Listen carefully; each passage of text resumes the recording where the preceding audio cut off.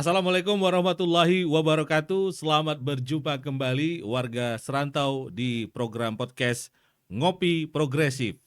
Ngobrol pintar untuk kemajuan negeri. Oke, kali ini kita akan membahas sebuah tema yang cukup menarik nih. Sebuah tema yang sempat menjadi perbincangan hangat di Kota Batam terkait tentang pelaksanaan dari dana CSR atau Corporate Social Responsibility. Sekarang ada juga istilah TJSL namanya. Eh, Pada hakikatnya ini adalah sebuah eh, dana yang memang diberikan oleh perusahaan yang juga diatur oleh perundang-undangan untuk membantu masyarakat sekitar oleh di mana perusahaan itu berada. Namun belakangan muncul sebuah polemik tentang bagaimana pengelolaan dana ini, bagaimana transparansinya. Karena sempat ada ya perbincangan tentang ketika BP Batam itu seolah-olah nih bahasanya eh,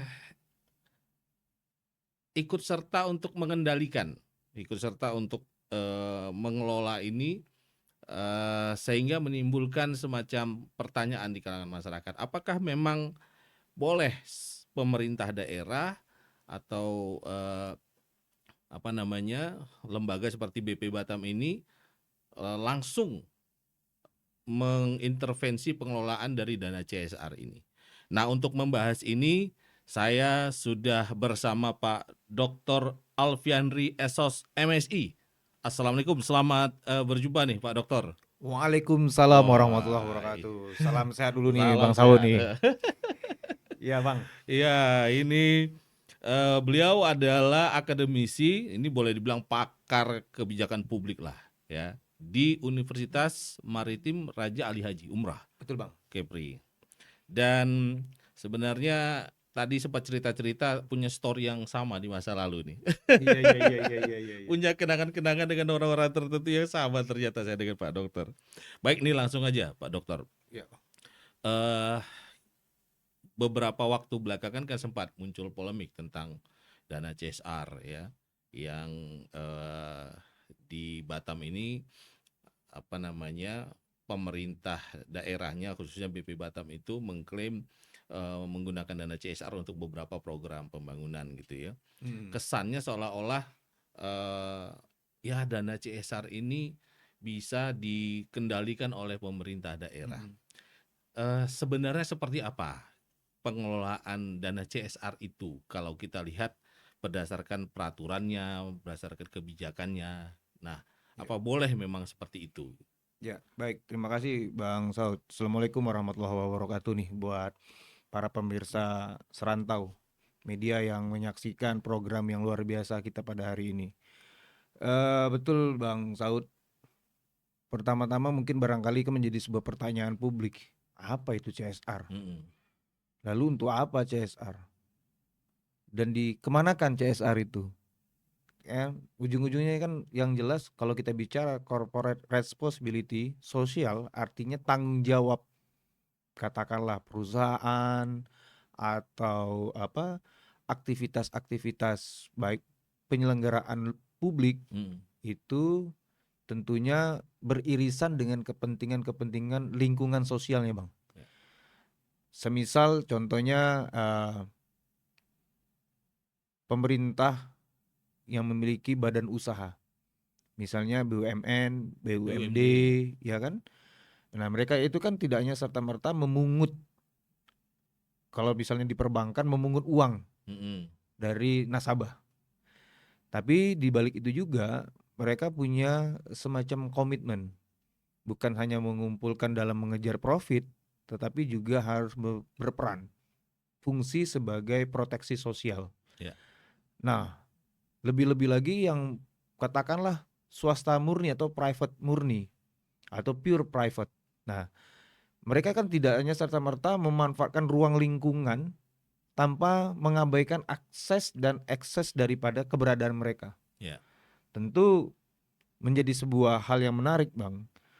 Dulu saya juga pernah terlibat ya tentang isu CSR ini di Provinsi Kepulauan Riau di masa akhir periode pertama Gubernur Haji Muhammad Sani. Ini diskusi-diskusi awal kita, sebenarnya bolehkah peran posisi baik pemerintah daerah atau penyelenggaraan pemerintahan untuk terlibat aktif, untuk berperan fungsi, ya bukan mengkooptasi tetapi menghadirkan posisi mereka sebagai pembuat kebijakan dan membuat skema di dalam proses pendistribusian CSR. Nah, tentu basisnya adalah tidak terlepas daripada undang-undang keperseroan yang ada di Republik Indonesia. Nah, lalu selanjutnya tentu persoalan dana pihak ketiga yang dalam hal ini adalah modal dari hasil usaha aktivitas sektor swasta tadi yang menghasilkan profit, apakah benar boleh dikelola oleh pemerintah? Nah, ini menjadi isu menarik, Bang. Apalagi yang tadi yang kita angkat hari ini BP Batam nih berperan, ya kan? Apakah juga boleh? Nah, tentu boleh tidak boleh kita lihat kebijakannya. Tentu kita bersandar kepada regulasinya, Bang. Ya kan? Apa aturannya? Nah, kalau saya tarik dulu, Bang, kita luruskan sebelum kepada substansi. Pada posisi mana hari ini BP Batam? Kalau dulu di Provinsi Kepri kita membuat kajiannya boleh atau tidak.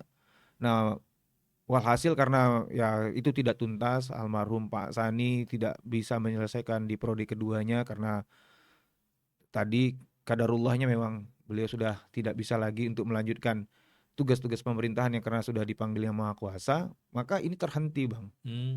Di tataran kami waktu itu. Apakah itu berlanjut, saya terputus informasinya. Tetapi pada konteks kebijakan tentu kita juga harus katakanlah melirik ini secara utuh, secara komprehensif. Nah, konteks strategis Batam sebagai kawasan khusus ini kan mau tidak mau, karena apa? Karena Batam merupakan kawasan strategis nasional dengan dualisme otoritas. Di situ yang pertama ada pemerintah daerah Kota Batam, lalu yang kedua ada BP Batam sebagai pengelola kawasan perdagangan bebas atau free trade zone. Nah, implikasinya apa? Implikasinya adalah terdapat overlapping authority dalam pengelolaan sumber daya. Maka tadi di prolog kita kena tuh. Kita bicara pemerintah daerah, pada sisi lain juga ada BP Batam. Nah, pertanyaannya boleh nggak dua ini? Sebenarnya pemerintah daerah itu hanya bisa menarik posisi mereka sebagai yang menghimbau, Bang. Mereka nggak bisa mengintervensi perusahaan karena yang punya tanggung jawab strategis itu pada lingkungannya adalah perusahaan masing-masing. Jadi benarkah, bolehkah, atau dibenarkan atau dibolehkan secara regulasi? Nah, ini yang belum secara eksplisit, Bang, hanya dalam peraturan perundang-undangan itu tentang keperseroan itu tanggung jawabnya perusahaan. Yang berinvestasi di daerah lahan yang disediakan oleh katakanlah otoritas, pemerintah dalam hal ini. Nah, lalu yang kedua ada model governansi cenderung hybrid, Bang. Kenapa? Negara pasar. Jadi kita tentunya segala sesuatunya itu tidak bisa serta-merta melepaskan posisi peran negara dan tuntutan mekanisme pasar. Nah, maka dalam hal tersebut ya persoalan tentang bagaimana posisi CSR ini tentu tergantung ya eksistensi dari sebuah perusahaan yang eksis untuk berkontribusi pada lingkungan sosialnya. Nah, ini yang harus diluruskan, Bang, mindsetnya. Apakah pemerintah bisa mengintervensi langsung? Pemerintah sifatnya hanya bisa menghimbau. Koordinatif ya? Sifatnya koordinasi, mengingatkan perusahaan. Lalu kalau seandainya perusahaan itu ingin menarik pemerintah untuk bisa tepat sasaran, sifatnya tadi kolaborasi. Tidak lepas dan tidak lebih. Jadi sifatnya kolaborasi, Bang. Jadi bagaimana posisi keberadaan pemerintah atau otoritas lainnya untuk menyelenggarakan pemanfaatan komposisi daripada CSR itu sendiri hanya sebatas mengingatkan dan mengarahkan atau mendirektif daripada posisi keberadaan katakanlah pembiayaan, pendanaan yang dimiliki oleh perusahaan yang berkewajiban untuk melakukan CSR-nya. Tapi kan begini, dalam beberapa kasus ya, dana CSR ini kan di satu sisi sangat dibutuhkan oleh masyarakat. Iya. Tapi kadang perusahaan itu kalau saya melihat banyak lebih semacam sekedar melepaskan tanggung jawab saja, Iya. sehingga ada tudingan kadang ada perusahaan itu memberikan CSR itu lebih lebih apa ya, lebih masif di publikasinya daripada sebenarnya Iya. sampai ke masyarakatnya atau tujuannya seperti itu. Betul. Nah, ini yang kadang-kadang maka muncul sebaiknya pemerintah agak lebih aktif gitu. Menurut Iya. Abang gimana tuh? Iya, ini yang selalu dikuliti oleh publik ya. Hmm. Masyarakat bilang seolah-olah lah kalau kita bilang boleh publik mengatakan ini sandiwara, lalu ini hanyalah lip Oh, iya, iya. service, ini hanya apa namanya tampilan Pencitraan gitu. pencitraan. Kan biasanya itu begitu Iya, tuh kan, iya, Bang. iya, iya. Jadi publik ini sudah cerdas ya, Bang, karena kita menganut paham demokrasi kadang-kala kebablasan memberikan pendapat, Bang. Mm-mm. Kalau kita katakanlah akademisi kan tidak serta-merta harus mengatakan, oh ya ini pandai-pandai masyarakat, Iya. ya. Karena masyarakat ini sudah cerdas, Bang, sudah sangat pintar. Karena apa? Dipengaruhi oleh terbukanya informasi yang sebegitu luasnya, Hmm. sehingga asumsi publik itu gampang dan mudahnya untuk memberikan opsional pendapat pemikiran yang dalam tanda petik adalah pemikiran-pemikiran yang liar, bebas tanpa terkendali. Nah, ini juga menjadi persoalan sebenarnya sih, Bang. Nah, tapi terkait tentang apa yang menjadi pokok isu kita, masalah benarkah sudah pada hal substansi dilakukan CSR itu sendiri. Nah, corporate social responsibility ini, Bang, kan ini adalah merupakan komitmen korporasi terhadap pembangunan berkelanjutan melalui kontribusi sosial dan lingkungannya, Bang. Mm-mm. Nah, pemerintah selalu dilibatkan pada bukan hanya pada level pendistribusian, tetapi bagaimana skema kerjanya. Ya. Dan kadang-kala juga pemerintah ngambil panggung juga di situ, Bang. Nah, itu juga Nah, banyak tudingan tuh kan iya, bahwa terutama kalau udah menjelang pilkada tuh betul. Ada suksesi kayaknya politik ya. kayaknya wah di beberapa daerah ya mungkin Iya, itu justru memang dimanfaatkan betul oleh calon-calon peserta kontestasi khususnya kepala daerah yang iya, incumbent mau maju lagi iya, iya. itu biasanya lebih aktif memanggil perusahaan-perusahaan untuk mempertanyakan dana CSR kemudian bagaimana dana ketika penyaluran dia ada di situ pokoknya setiap ada penyaluran Betul, saya ada di situ gitu. betul, Bang. Nah, ini sisi gelap ya, Bang. Kalau yang Bang Saud katakan itu sisi gelap, Bang. Wah, Ada sisi di mana hal-hal yang baik saja, Bang.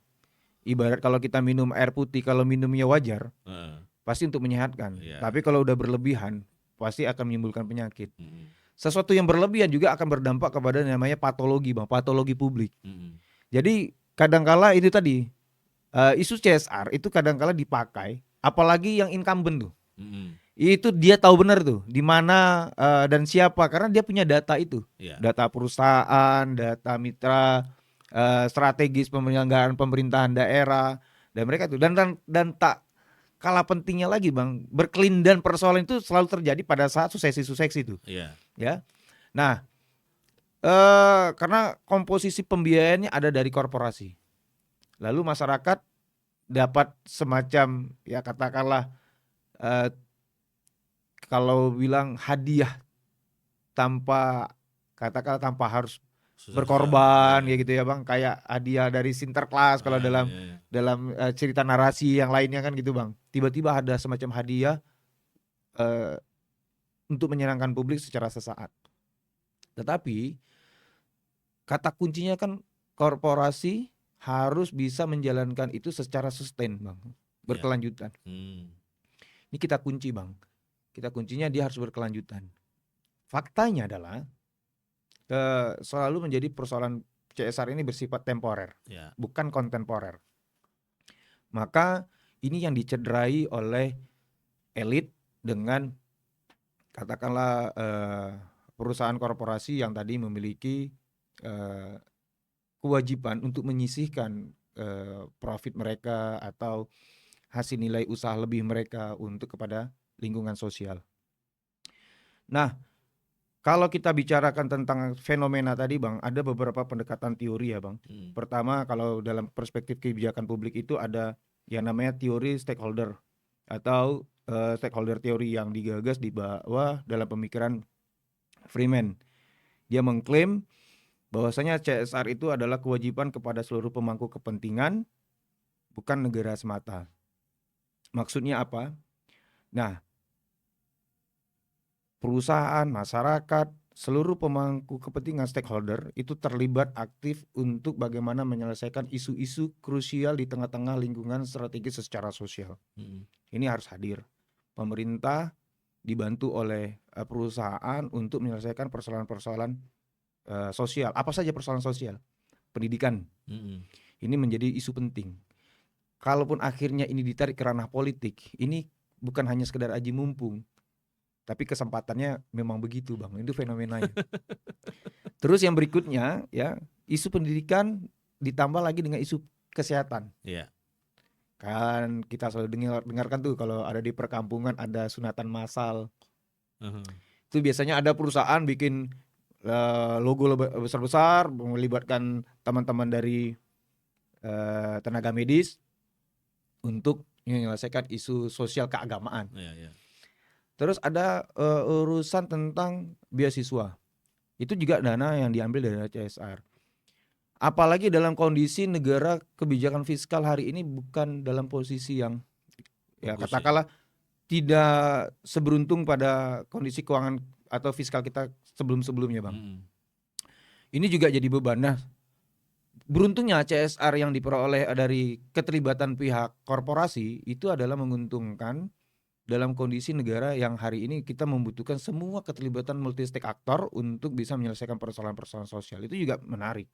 Sebagaimana yang disampaikan oleh Elkington, ya dia bilang triple bottom line. Jadi bagaimana profit, people, ya planet kata dia, ini bisa menjadi satu kesatuan yang utuh, menjadi siklus yang hidup. Kenapa? CSR harus menjaga keseimbangan, bukan menjadi instrumen fiskal terselubung, Bang. Ya. Ini dia. Ini jadi hal yang menarik nih. Terus di dalam konsep New Public Governance yang digagas oleh Osborne, ya, dia bilang negara bukan satu-satunya aktor, butuh kolaborasi multi aktor menjadi kunci di dalam penyelesaian isu-isu sosial.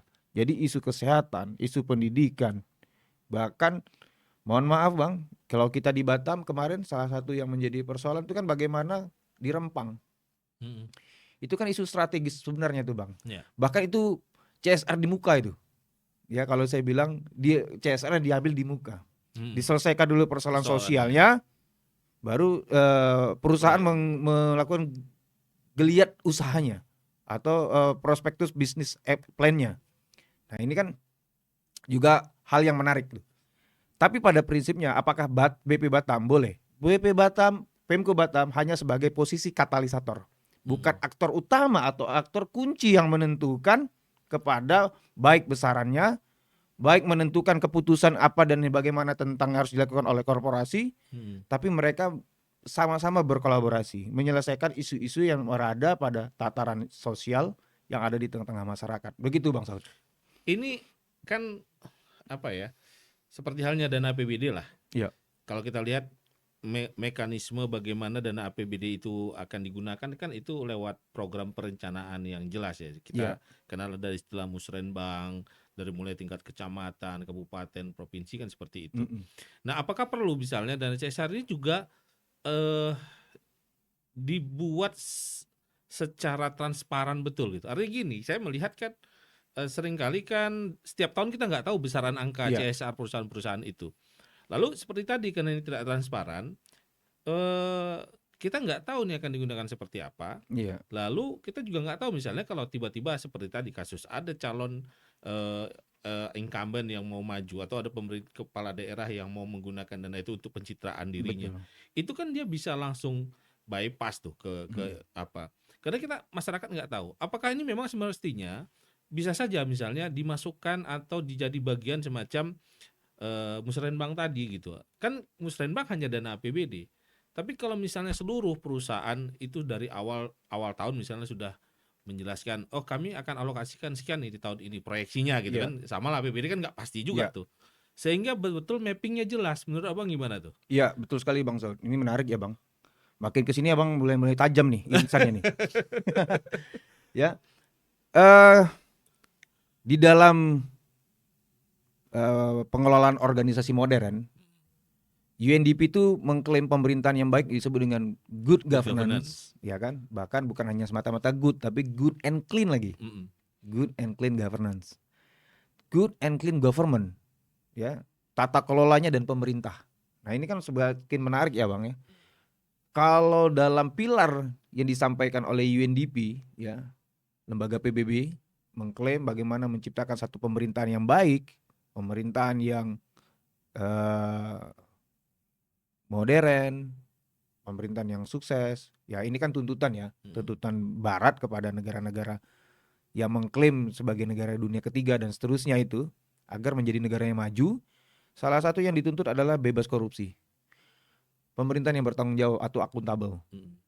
Ya, law enforcement-nya jalan, demokrasinya juga terwujud. Ya kan itu tuh tuntutan-tuntutannya.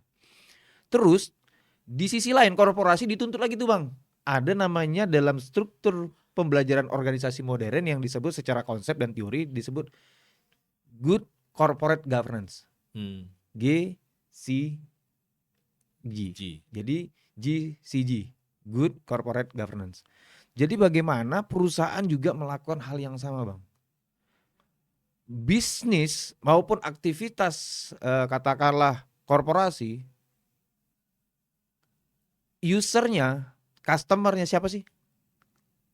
Baik customer atau pelanggannya adalah publik langsung, atau B2B, ya, business to business, atau B2G, business to government. Nah, mau tidak mau, Bang, dalam konsep dan teori tersebut dituntut juga pemerintahan itu dan korporasi juga harus mampu berkolaborasi secara benar dengan tuntutan apa? Keterjaminan transparansi. Kenapa? Core-nya adalah public trust. Jadi bagaimana membangun kepercayaan publik itu, Bang? Itu nomor satu hari ini, Bang. Jadi kalau ada perusahaan juga menutup-nutupi, Bang, ya, justru perusahaan yang demikian akan segera ditinggalkan, bahkan dianggap jelek. Ya, bagaimanapun mereka kan juga ada semacam, kalau di pemerintahan ada asosiasi-asosiasi, ya kan. Nah, mereka juga nanti akan terlempar karena bagaimanapun sekarang sebuah perusahaan modern itu adalah perusahaan yang benar-benar terbuka dan bisa dilakukan audit dan bisa dipertanggungjawabkan apapun yang dikerjakan. Mau tidak mau, Bang, persoalan isu sekecil CSR sekalipun, nah, karena ini dituntut untuk transparan, dianggap sebagai sesuatu yang harus bisa dipercaya atas segala aktivitas kegiatan korporasinya, maka kalaupun ada katakanlah tadi bisik-bisik tetangga antara pemerintah elit dalam hal ini politisi bersama katakanlah kelompok oligarki yang sedang manuver untuk merebut pentas panggung demokrasi, kita juga mengajarkan sekaligus kepada publik hati-hati dengan cara-cara yang sesuatu yang mengandung unsur niat yang tidak baik. Nah, ini kita harus hati-hati. Ini kita juga harus ingatin nih pada masyarakat, baik yang ada di core Pulau Batam maupun periperi atau penyangga di luar Pulau Batam. Karena kita juga harus jujur, karena bagaimanapun pemerintahan yang baik, perusahaan yang baik adalah perusahaan yang bisa memberikan manfaat yang baik, tetapi bukan manfaat yang dimanfaatkan. Nah, ini harus kita luruskan nih, Bang. Dua diksi yang berbeda, memiliki dikotomi yang tajam secara epistemologinya. Ini kita juga harus hati-hati. Nah, saya ingin menjelaskan kembali, Bang. Tentu analisis normatifnya boleh atau tidak CSR itu dalam perspektif hukum di Indonesia, ini kebijakan politiknya yang tertuang dalam kebijakan publik. Ada Undang-Undang Perseroan Terbatas, yaitu Undang-Undang Nomor 40 tahun 2007 ya, kalau nggak salah saya itu. Terus yang kedua adalah Peraturan Pemerintah 47 tahun 2012 tentang tanggung jawab sosial dan lingkungan. Kalau nggak salah tuh ada juga yang terbaru ya tentang secara teknis ya, peraturan-peraturan teknis terkait tentang bagaimana sharing dan distribusi CSR. Nah, karakter utamanya kenapa, Bang? CSR itu adalah merupakan kewajiban perusahaan. Terus yang kedua, pelaksanaannya adalah merupakan tanggung jawab internal perusahaan. Jadi pemerintah hanya sebagai katakanlah penyambung lidah masyarakat agar korporasi itu merasakan, karena organisasi perusahaan modern juga benteng mereka itu adalah masyarakat. Iya. Jadi maju mundurnya perusahaan ditentukan oleh lingkungan strategisnya, salah satu adalah lingkungan masyarakat. Iya. Lalu negara adalah merupakan regulator, bukan operator, Bang. Nah, itu Itu dia yang kuncinya ya. kunci di situ. Iya. Pemerintah itu adalah regulator, bukan operator langsung terkait isu atau hal ihwal terkait tentang CSR. Implikasinya apa? Jika BP Batam mau mengelola langsung dana CSR, maka apa yang terjadi, Bang? Ada 3 poin. Yang pertama, berpotensi terjadi overreach of authority. Ini berdampak kepada konsekuensi hukum, aturan dan tata kelola. Terus tadi yang Abang sampaikan tuh, Bang sampaikan. Kecenderungannya apa? Akan terjadi risiko konflik kepentingan. Ya. Artinya nanti, mohon maaf, elit di dalam, katakanlah baik kepala BP Batam yang hari ini juga ex officio dari wali kota Batam, tentu akan mengakibatkan ya tumpulnya demokrasi dan redupnya demokratisasi kita. Ini wanti-wanti kita, Bang. Lalu yang berikutnya adalah mengaburkan batas antara public finance dengan private social fund.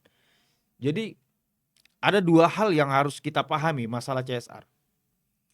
Keuangan publik itu tidak sama dengan private social fund atau pendanaan sosial dari lembaga-lembaga swasta. Iya. Ini 2 hal yang berbeda. Iya. Jadi nggak boleh digiring seolah-olah ini sama. Iya. Ini 2 hal yang berbeda karena ada konsekuensi pajak di dalamnya. Dan pernah kan ada kasus itu di mana suatu pemerintah daerah mengklaim bahwa yang dibangun CSR itu lewat APBD kata dia. Iya. Padahal itu sebenarnya dari CSR gitu kan. Jadi kan bisa jadi begitu kalau nggak transparan. Betul. Nah, CSR itu tentu berbeda penggunaan pendanaan yang bersumber dari uang pajak. Yang tertuang secara nyata yaitu dalam bentuk APBD, anggaran pendapatan belanja daerah. 2 hal ini 2 pendapatan yang berbeda, Bang. Ya. Walaupun sama-sama berorientasi kepada kepentingan masyarakat dalam makna sempit maupun dalam makna yang luas, tapi perlu dipastikan kalau CSR itu adalah merupakan hasil dari katakanlah usaha, keuntungan usaha dari korporasi yang diberikan kepada masyarakat dalam skema pembelanjaan mereka yang dituangkan dalam CSR, sementara APBD bukan, itu kewajiban. Kewajiban negara untuk memfasilitasi keberadaan eksistensi penyelenggaraan pemerintahan yang berdampak kepada masyarakat. Nah, ini kan berbeda, Bang. Ya.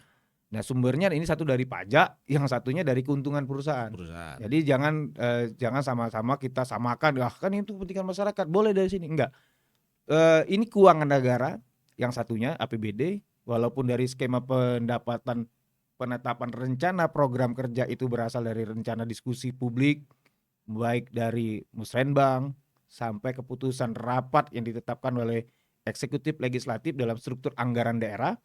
Nah, itu tentu berbeda dengan CSR. Jadi begitu, Bang. Ya. Oke, kan ada persoalan-persoalan yang harus didudukkan tuh. Apakah mekanisme yang seperti apa nih kira-kira sebaiknya dilakukan untuk dana CSR ini? Karena sekarang kan memang ini kalau saya dengar-dengar banyak pemerintah daerah ini sangat gencar nih karena keuangan negara ini nggak kayak dulu. Banyak daerah menjerit nih kan, pemerintah daerah menjerit, dan kalau saya lihat dari pemerintahan tuh mulai banyak tuh. Itu kan ada dana CSR itu dong dimanfaatkan gimana? Nah, ini bagaimana tata kelola sebaiknya nih agar tadi tidak terjadi tumpang tindih antara dana APBD yang merupakan dana publik dengan dana CSR yang apakah memang ada aturan misalnya dana CSR hanya untuk ini saja gitu. Kalau dana APBD nggak boleh menyentuh ini gitu. Iya. Di dalam belanja langsung dan tidak langsung itu dalam APBD dituangkan skema kebijakannya udah jelas. Tapi kalau CSR itu dia spesifik ya Bang ya. Mm-mm. Jadi kalau menurut teorinya Ansel Enges dalam collaborative governance, dia bilang begini Bang, CSR tidak dikelola langsung oleh negara. Ya. Ya, CSR itu tidak boleh langsung dikelola oleh negara. Tapi difasilitasi meliputi forum multi pihak. Perusahaan punya keuntungan, dia punya lingkungan tempat dia eksis, dia undang Bang. Pemerintah boleh memfasilitasi hal itu. Apa yang dibutuhkan oleh masyarakat, tapi langsung dieksekusi oleh korporasinya Bang. Dan di korporasi dalam struktur organisasi perusahaan modern kan juga mereka ada unit struktur organisasi yang berhubungan dengan CSR Bang. Mereka juga membaca dan melakukan analisa terkait apa saja yang merupakan dibutuhkan oleh lingkungan strategis mereka, apalagi lingkungan sosial. Mereka sudah mengidentifikasi itu. Agar nyambung antara program pemerintah dengan program perusahaan tidak overlapping juga di lapangan, maka dibukalah ruang diskusi bersama dengan multi pihak. Nah, gunanya itu apa? Koordinasi program pembangunan. Tadi tentang misalnya, oh iya rumah sakit kita tuh yang dibangun oleh pemerintah Kota Batam, misalnya ini Bang ya, butuh fasilitas A untuk memberikan katakanlah ruang fasilitas pelayanan langsung. Nah, CSR yang dibuat oleh satu korporasi ya, karena perusahaan juga punya klinik sebenarnya. Banyak banyak perusahaan, dan bahkan banyak perusahaan yang berkolaborasi dengan pihak medikal untuk terkait tentang layanan kesehatan di perusahaan mereka. Tapi juga mereka melibatkan masyarakat untuk mendapatkan fasilitas yang bisa dinikmati, bahkan mendorong dan membantu pemerintah. Ya misalnya di pemerintahan Kota Batam itu Embung Fatinah, rumah sakit yang ada di Kota Batam, dan BP Batam juga punya rumah sakit sendiri. Ketika ada satu fenomena kejadian masyarakat dengan penyakit khusus, bolehkah CSR perusahaan untuk membelikan alat itu? Dibolehkan Bang. Nah, tapi harus saling koordinasi. Jangan nanti ini direncanakan oleh pemerintah daerah, ini juga dibuat oleh ini. Jadinya mubazir, itu tidak baik ya, tidak efektif gitu ya. Lalu dilihat dalam konteks jaringan tata kelola yang Abang bilang bagaimana pengelolaannya, maka BP Batam berperan sebagai enabler. Tidak boleh daripada itu Bang. Jadi dia sebagai katakanlah penyeimbang, penghubung dan sebagainya, ya. Lalu dia berperan sebagai broker kebijakan. Ya, dia menawarkan apa nih yang merupakan jembatan kepentingan publik bisa hadir di tengah-tengah adanya eksistensi korporasi yang ada di Pulau Batam. Jadi BP Batam sebagai karena dia juga bukan mengurus tentang banyak hal, tentang kan ada kewenangan yang dibatasi Bang di BP Batam. Ya kan? Lalu yang berikutnya, BP Batam bukan sebagai fund manager. Dia tidak mengatur tentang keuangan dari sisi perusahaan. Dia hanya menawarkan program dan mensinkronis program. Melibatkan juga dengan pemerintah daerah. Karena secara posisi kan diuntungkan hari ini Bang. Siapapun kepala wali kotanya, dia adalah ex officio BP Batam sebagaimana regulasi yang diatur oleh pemerintah. Nah, jika kita lihat dalam risk analysis atau analisa risiko, jika negara mengelola CSR, apa yang terjadi Bang? Terjadinya tadi yang Abang sampaikan di awal. Adanya main mata di antara penguasa dengan pemilik korporasi. Nah, itu kan tidak baik. Apa yang terjadi? Moral hazard Bang. Nah, ini tidak bagus ya, mengajarkan masyarakat untuk mendidik masyarakat secara tidak langsung dengan perilaku-perilaku yang begitu. Nah, ini konsekuensinya Bang. Itu bisa jadi semacam gratifikasi terselubung ya. Bisa jadi seperti itu tuh Bang. Artinya kan sebenarnya dana CSR-nya untuk masyarakat, tapi si perusahaannya bilang kan, udah kita langsung komunikasi dengan pemerintah daerah aja. Nanti kalau kita kasih dia, biar dia yang nentuin, ntar kan kita dapat misalnya konsensi apa gitu kan, dapat banyak fasilitas. Ada konsekuensi yang diperoleh secara tanda petik ya Bang. Itu kan bisa jadi. Betul. CSR jangan-jangan bisa jadi sebuah alat negosiasi, gratifikasi terselubung kan. Betul. Itu yang harus dihindari kan. Ya, itu dia. Itu ada makanya yang kita buka di awal juga, CSR harus dilakukan secara transparan. Kenapa? Tadi dituntut. Di pemerintah dituntut namanya good and clean governance di dalam tata kelolanya. Di swasta, di korporasi atau private sector itu dituntut good corporate governance. Hmm. Jadi bagaimana perusahaan yang baik? Di dalam tuntutan di era modern hari ini, maka sejatinya hal-hal yang demikian menjadi sebuah tuntutan dunia, karena siapapun dan bagaimanapun tetap planet ini yang dieksplorasi, Bang. Ya, ya. Nggak ada Mau yang lain. dia apapun sektor sektor bisnisnya dengan konsekuensi pekerjaan mereka, tapi ujung-ujungnya planet ini yang dieksplorasi. Terus apa yang terjadi, Bang? Seperti yang Abang katakan tadi, ada semacam bayang-bayang perilaku gratifikasi terselubung, ya, bukan lagi shadow, bahkan lebih daripada itu, udah terang-terangan. Kenapa? Kalau kita bicara dengan resiko analisis terhadap konsekuensi dari CSR yang katakanlah bias, ya, maka akan terjadi politisasi CSR. Nah, politisasi CSR ini ya tadi, Bang, dimungkinkan orang untuk melakukan tindakan-tindakan penyimpangan, nah, atau patologi daripada konsekuensi pemanfaatan CSR yang baik dan benar. Ya. Terus ada delegitimasi perusahaan. Ini yang paling berbahaya. Semestinya kan legitimasi sebuah perusahaan itu hadir sebagai sesuatu yang bermanfaat guna bagi baik perusahaan secara internal, berkonsekuensi kepada kepatuhan di kebutuhan eksternal, dan ini akan memberikan manfaat yang sebaik-baiknya. Kenapa? Legitimasinya itu akan membekas pada nilai-nilai kemanfaatan.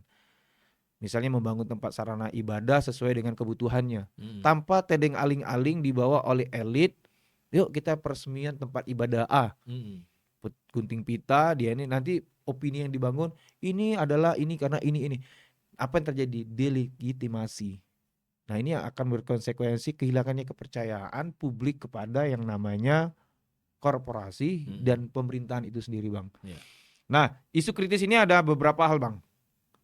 Karena beberapa dinamika yang sering muncul, ya, di lapangan ketika isu CSR itu dilemparkan menjadi sebuah kebutuhan untuk masyarakat Kota Batam. Kalau itu dipaksakan dikelola oleh BP Batam, apa yang terjadi? Ketidaksinkronan program CSR dengan RPJMD. Sementara rencana pembangunan jangka menengah itu sebagaimana yang dituangkan dalam visi misi, kan dituangkan dalam perda, dituangkan dalam peraturan daerah, dituangkan dalam kebijakan daerah. Kalau dilakukan, ya, CSR tanpa sebuah komunikasi multi stakeholder, apa yang terjadi adalah ketidaksinkronan program CSR dengan RPJMD yang akhirnya apa? Tidak tepat sasaran dan terjadi penghamburan penganggaran. Nah, ini kan berisiko, Bang. Terus terjadinya fragmentasi distribusi CSR. Pasti ada kelompok-kelompok yang merasa dapat dan tidak dapat. Kenapa? Tadi sudah tendensius. Nah, ini juga harus kita minimalisir impact yang sedemikian rupa. Lalu yang ketiga adalah tekanan politis terhadap perusahaan. Kalau tadi main mata, gratifikasi, apa yang terjadi? Itu yang kita sebutkan tekanan politis, Bang. Ini sama sekali tidak menyamankan rasa aman, nyaman investor kepada pertumbuhan usaha yang ada di Kota Batam. Karena itu yang harus kita ini. Nah, karena ini sering terjadi menjadi alasan yang munculnya gagasan yang sedemikian rupa menjadi fenomena yang pelik, maka CSR sebaiknya dikelola satu pintu. Otoritas BP Batam dalam konteks dia hanya sebagai penjembatan, bridging kepentingan antara perusahaan dengan masyarakat. Jadi apakah BP Batam boleh sejauh tidak bertentangan dengan aturan perundang-undangan silakan. Tapi sifatnya dia tidak mengontrol. Dan dia tidak boleh mengintervensi. Sifatnya adalah kolek di dalam kolaborasi. Jadi kepentingannya sama, tidak tumpang tindih antara kebijakan anggaran yang dibuat oleh pemerintah daerah, yang disediakan anggaran. Karena BP Batam itu kan dari APBN, Bang, uangnya. Murni semuanya rupiah murni itu, Bang. Itu RM-nya pemerintah itu, Bang. Dalam skema anggaran. Dan bukan PNBP, memang betul-betul rupiah murni. Yang dibuat dan dilaksanakan oleh BP Batam. Karena dia mengatur free trade zone, maka ada perusahaan-perusahaan yang terlibat boleh difasilitasi sebagai katalisator, tidak lebih daripada itu. Nah, ini yang menarik untuk kita telusuri dan kita pahami nanti publik ketika isu ini diangkat oleh kita media serantau ini, pembelajaran politik dan pembelajaran atau edukasi publik itu dapat berjalan secara jelas dan cerdas. Itu yang kita harapkan, Bang, dari forum kita pada hari ini yang kita diskusikan. Maka dengan demikian secara solutif administrasi kita harus memberikan semacam kepastian di dalam penyelenggaraan CSR. Nah, tentunya model solusi yang ideal adalah perlu dilakukannya model integratif, Bang. Apa itu yang dimaksud dengan model integratif, ya? Nah, pertama CSR harus dilakukan secara clearing house. Maksudnya untuk apa sih clearing house? Nah, BP Batam sebagai koordinator data dan sinkronisasi. Oke. Jadi dia memang mapping kebutuhan masyarakat, mana yang dia bisa sebagai pengelola kawasan ini dia lakukan, Betul. mana yang nggak bisa dia sampaikan datanya Ya, kepada forum yang bersama ya berarti ya. betul.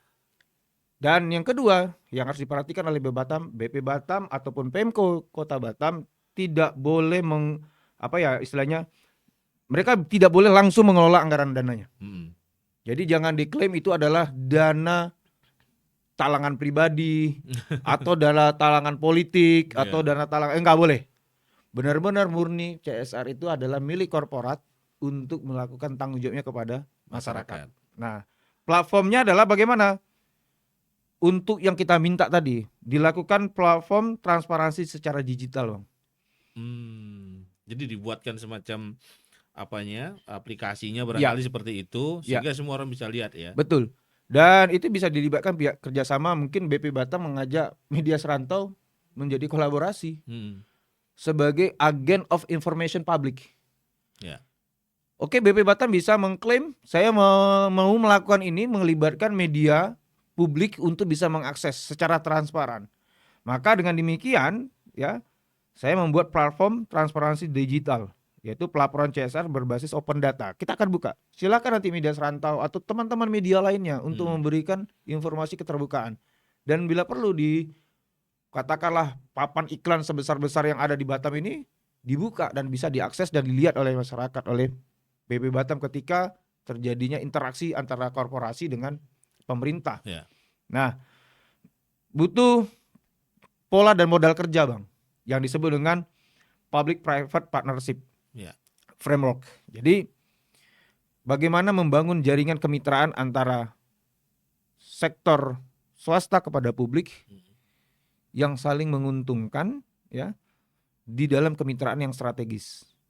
Nah, ini dibangun dalam kerangka framework yang jelas. Jadi dia memiliki frame kerja yang pola dan sistematika pekerjaan yang jelas. Gunanya untuk apa, Bang?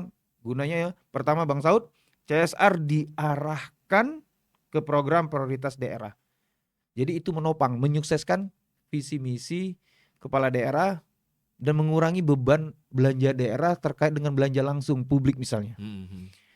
Misalnya mau bangun tugu, untuk sebagai halte, sarana prasarana sarpras, sarpras. Jadi proyek-proyek monumental juga bisa dilibatkan. Dan itu hanya butuh konsensus kok, Bang. Kesepakatan antara pemberi dana CSR, yaitu langsung dari korporasi kepada pemerintah yang berdampak kepada masyarakat. Masyarakat itu perlu kita luruskan, bukan hanya yang bertempat tinggal di Kota Batam.